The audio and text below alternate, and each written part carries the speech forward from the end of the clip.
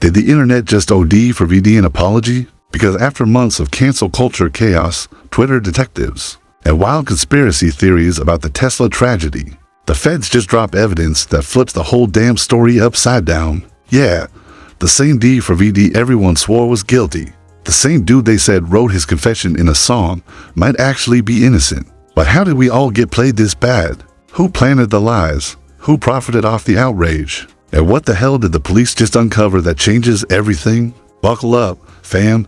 This one's messier than your ex's group chat. So picture this. 1 minute, D4VD's on a world tour, selling out arenas, living every SoundCloud kid's dream. The next minute, his Tesla's trending because a body was found in it.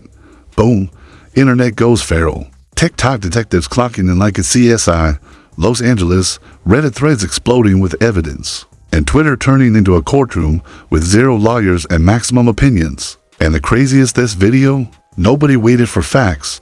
Nope, they just canceled him faster than a Netflix show with good writing. They said he wrote the confession in his song Romantic Homicide. Like, bro, that song came out in 2022, 2 years before Celeste even went missing. But that didn't matter. People were already doing lyric breakdowns like they just graduated from Crimitalk University. He said, "In the back of my mind you died, so he must have done it." Really? Using song lyrics as evidence is wild. But welcome to 2025, where a beat drop counts as a murder weapon. Then came the so-called proof. Matching tattoos, screenshots, Discord messages from accounts named D4VD's, none verified, none confirmed. But hey, who needs truth when you got engagement, right? The same influencers who couldn't spell forensics suddenly turned into experts overnight.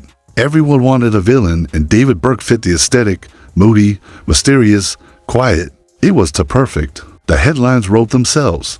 And just like that, the machine kicked in. Sponsors dropped him faster than crypto in 2022. Hollister, Crocs, even some perfume brand nobody had heard of until they cut ties.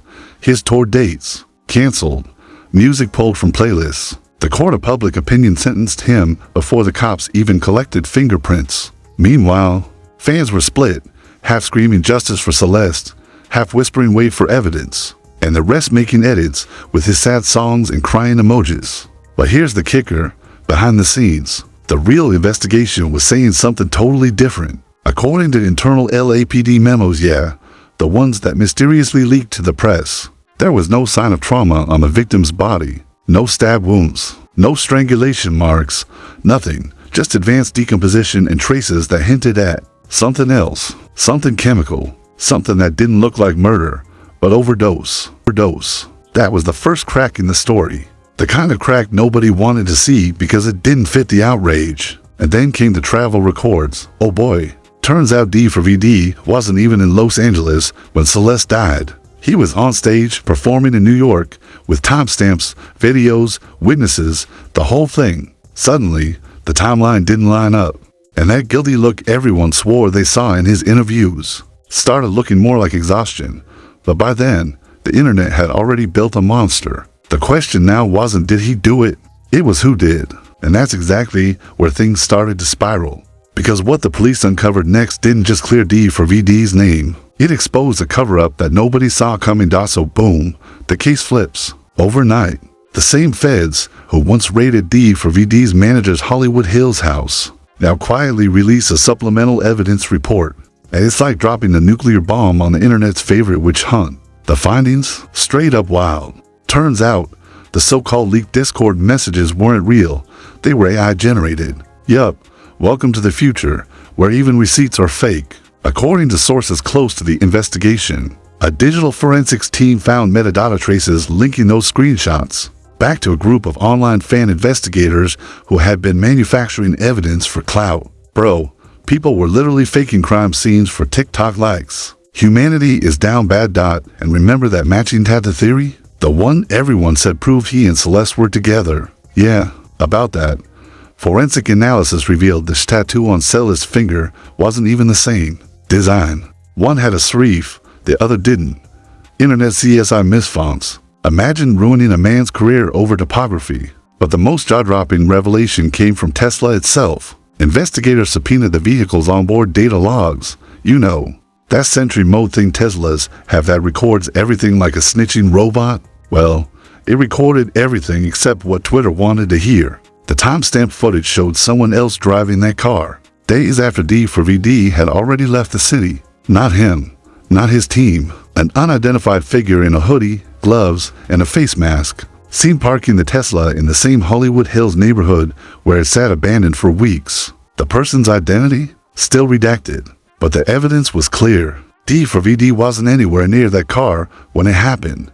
The feds also confirmed traces of fentanyl and benzodiazepines in the preliminary toxicology sample. No blunt force trauma, no defensive wounds, nothing suggesting homicide. The lead forensic expert, Dr. Amy Santoro, even doubled down on camera saying, "We're leaning toward accidental overdose. There's no evidence of physical assault." But social media didn't care.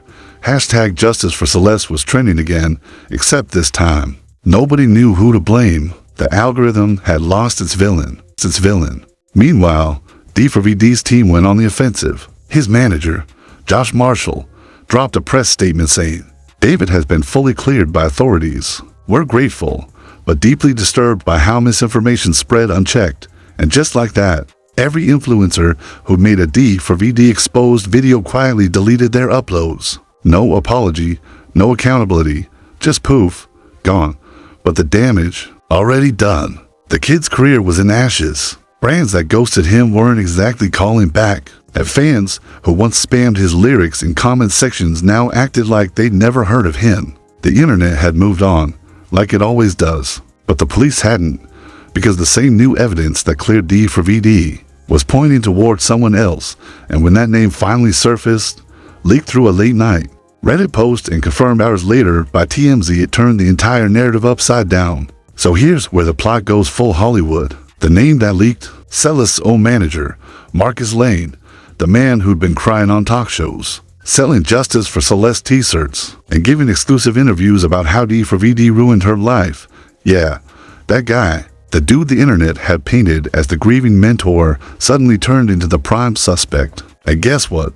Turns out Marcus had been funneling Celeste's earnings in offshore crypto wallets, under shell companies linked to Dubai and the Cayman Islands. The same accounts that suddenly spiked with deposits days after her death. Coincidence? Sure. And I'm the Tooth Fairy. The LAPD's digital crime unit connected the dots. Phone records showed Marcus was the last person Celeste texted before she vanished. The message read, "You promised this wouldn't happen again." That one word changed everything. Investigators uncovered a string of prior incidents swept under the rug, unpaid royalties, coercion, and a restraining order filed by another artist under his management, mysteriously withdrawn weeks later. The pattern was there. The motive, money, control, and silence.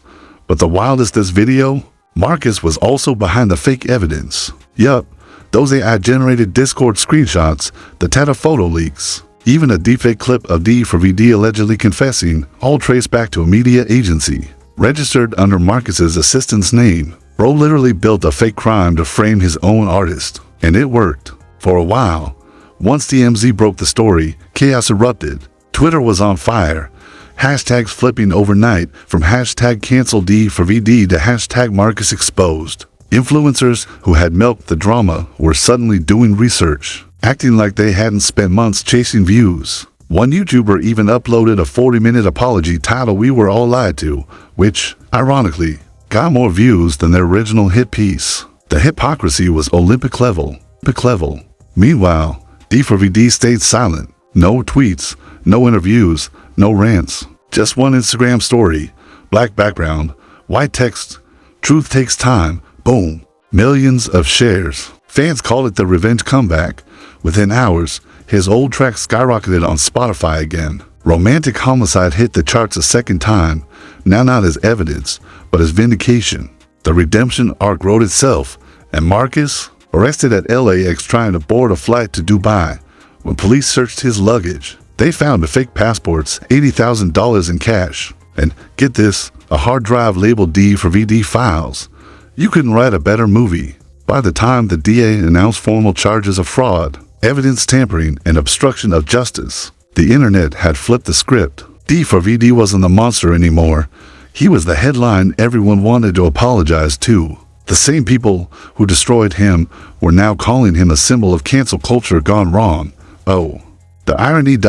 And just when everyone thought it was over, a final twist hit. Police sources confirmed there were more names tied to the forged evidence ring. Managers, influencers, PR firms, a whole network profiting off fake outrage. The investigation was far from done, so now that the truth's out, what do you think? Was D4VD the biggest victim of cancel culture, or just the first to actually beat it?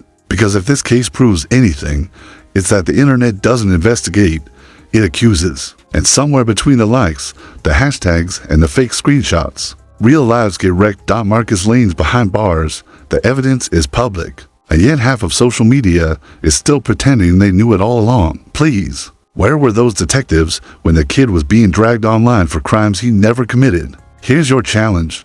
Drop your thoughts below. Do you forgive the internet?